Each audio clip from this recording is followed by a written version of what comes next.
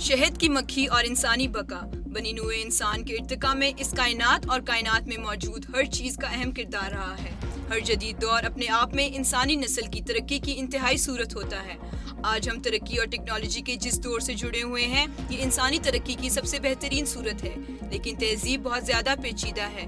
اب تہذیب عالمی پیچیدگی اور تکنیکی نفاست کے زیر اثر ہے۔ تہذیب کا موجودہ استحکام لاتعداد مربوط اجزاء کے وسیع عالمی باہمی انحصار پر منحصر ہے۔ خوراک اور ایندھن، مینوفیکچرنگ کے لیے مواد، کپڑے اور رہائش، سب کے لیے افراد، کارپوریشن اور قوموں کے تعاون کی ضرورت ہوتی ہے۔ نقل و حمل، مواصلات، اقتصادی سرگرمی، معاشی اور سماجی ڈھانچے، سرکاری ایجنسیاں اور متعلقہ عوامی پالیسیاں کسی بھی تہذیب کا حصہ ہوتے ہیں، لیکن یہ سب خطرے میں ہیں۔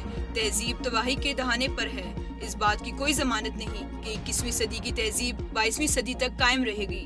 در حقیقت بنی نوع انسان کو اب بہت سے معتبر و وجودی خطرات کا سامنا ہے، جن سے ہر ایک کو آگاہ ہونا چاہیے۔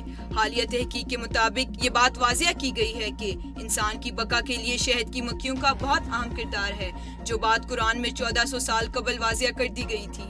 آج اس حقیقت کی نسبت سے ایک خطرہ ہم انسانوں کو لاحق ہے۔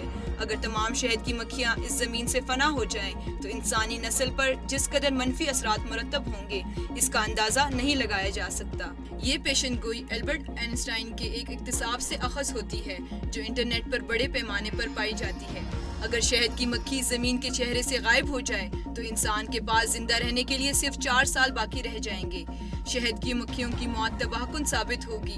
یقیناً شہد کی مکھیاں ہی واحد اہم جرم نہیں ہیں۔